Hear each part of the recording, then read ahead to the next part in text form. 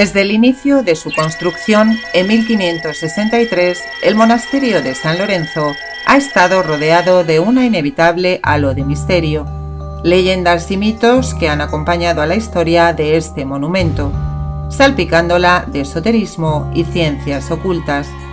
Quizá lo primero que llame la atención del monasterio es su emplazamiento, en un lugar abrupto, a 50 kilómetros de Madrid, con cierta mala fama y donde hasta la llegada de Felipe II y su corte no había más que un pequeño poblado minero, al parecer azotado en su momento por la peste negra y el paludismo. Una de las leyendas que más llamó la atención al monarca es la presencia en este valle de unas galerías, unas minas de hierro, por lo que se decía que desde ahí se accedía al infierno, y quizás en su ánimo pesó la intención de tapar esa boca del infierno, para que las fuerzas del Averno no salieran hacia afuera.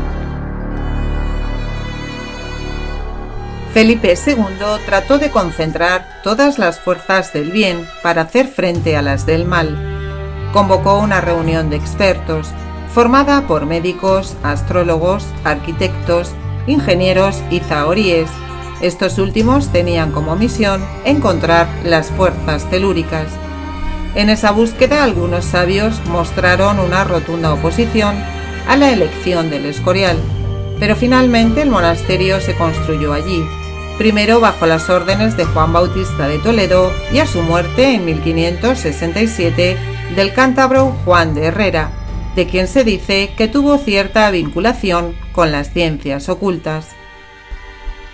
Felipe II construyó el Real Monasterio del Escorial con dos finalidades muy concretas: conmemorar la victoria en la batalla de San Quintín frente a los franceses y crear un monumento funerario a la altura de la dinastía de los Habsburgo.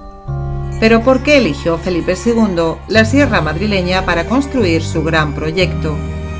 Según una leyenda medieval, Lucifer vivió en una cueva situada a los pies del monte Abantos, en la sierra de Guadarrama, justo los días entre la expulsión de las cortes celestiales y su destierro al infierno. En esos días, el ángel rebelde comenzó su andadura por toda la tierra, donde creó 7 puertas para acceder a las tinieblas. Una de ellas estaría en San Lorenzo del Escorial. Al parecer, Felipe II no era ajeno a esta leyenda. Siguiendo el relato del cronista oficial del edificio, el padre Jerónimo Fray José de Sigüenza, el rey convocó a una comisión de expertos para decidir el lugar más propicio para la construcción. No en vano, el secretario real Pedro del Hoyo, principal responsable del interés de Felipe II por la alquimia y otras ciencias de dudosa base, se desplazó al lugar para la decisión definitiva el 14 de noviembre de 1561. Según la crónica del padre Sigüenza, el grupo de expertos fue asaltado por un fuerte viento, casi huracanado, que no les dejaba llegar hasta el sitio, y arrancó las bardas de la pared de una viñuela que fueron directos hacia sus rostros. Un fenómeno que interpretaba el fraile era una respuesta de origen demoníaco, con la intención de persuadir al rey de que situara allí una estructura religiosa.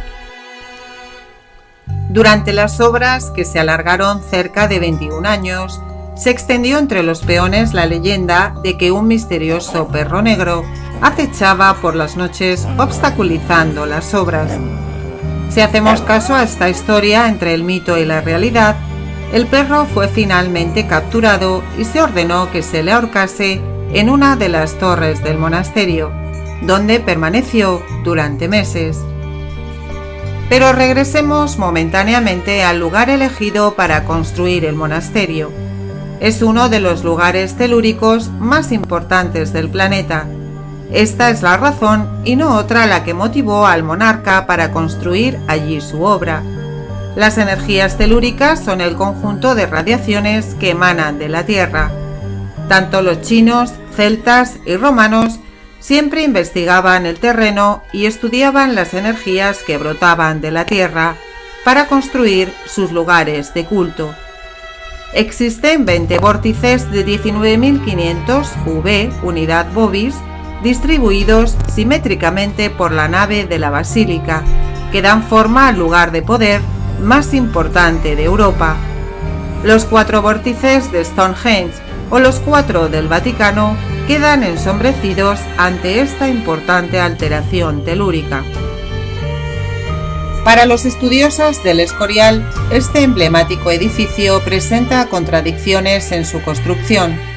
La obra pertenece al Renacimiento y por tanto se rige por criterios racionalistas típicos de la época, pero por otro lado la obra fue erigida según coordenadas astrológicas.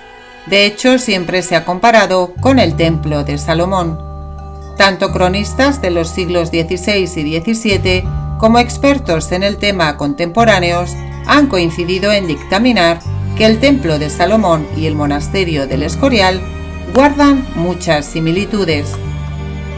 Hay constancia de que a Felipe II le interesó mucho el personaje de Salomón, y no es casualidad que en la fachada del Escorial encontremos las estatuas de Salomón y David. A su vez, los defensores de esta teoría afirman que Felipe II quería alcanzar la construcción del edificio perfecto, ya que en la Biblia se explica que los planos del Templo de Salomón fueron creados por el mismo Dios. René Taylor ha llegado a afirmar que el monasterio tiene una geometría oculta, sustentada por el cuadrado, el círculo y el triángulo.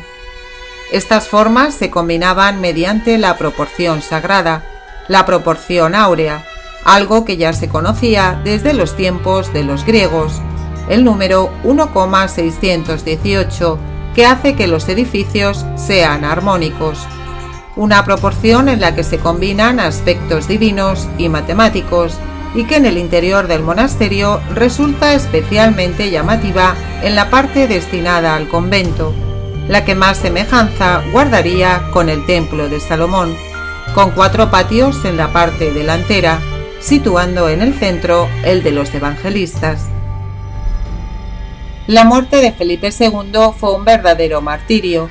Desde 1592 su salud se vio mermada a causa de la gota, produciéndole dolores insoportables que hasta dificultaban sus mínimos movimientos. Cuando el monarca fue consciente de que su muerte se aproximaba, ordenó ser trasladado al monasterio del Escorial. Fray José de Sigüenza nos dice en su crónica sobre el Escorial que el monarca sufrió el 22 de julio de 1598 calenturas a las que se unió un principio de hidropesia. Se le hincharon vientre, piernas y muslos, al tiempo que una sed feroz lo consumía. Su fiebre subió tanto que, según el fraile Jerónimo, Felipe II tenía la sensación de estar asándose por dentro, como si un fuego maligno lo consumiera. Mandó que trajeran ante sí sus reliquias favoritas, de modo que al pie de su cama se fue formando un espectral espectáculo, con la rodilla entera con el hueso y pellejo del glorioso mártir San Sebastián, un brazo de San Vicente Ferrer, una costilla del obispo Albano y otros fetiches de similar naturaleza. Al cabo de unos días, el aposento se transformó en un altar, donde el rey se amparaba a los santos y sus reliquias pidiendo alivio a sus dolores. Al poco tiempo ordenó que trajeran cuantos más cuadros fuera posible de un pintor religioso que resultaba extraño en aquella época. Se trataba de El Bosco. ¿Qué razón tendría Felipe II para consumir sus últimas horas contemplando las aterradoras descripciones del infierno que plasmó en sus obras el genial artista flamenco, en vez de las imágenes convencionales de los santos?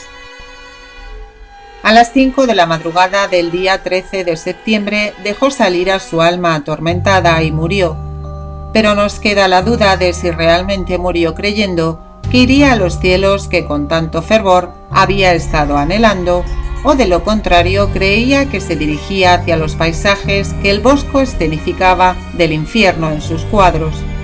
Un día como aquel, pero 14 años atrás, se había puesto la última piedra de la fábrica del monasterio de San Lorenzo del Escorial, la fortaleza que algunos dicen que selló una entrada al infierno. Tras la muerte del rey, amaneció precisamente el día del Señor, un domingo luminoso y alegre.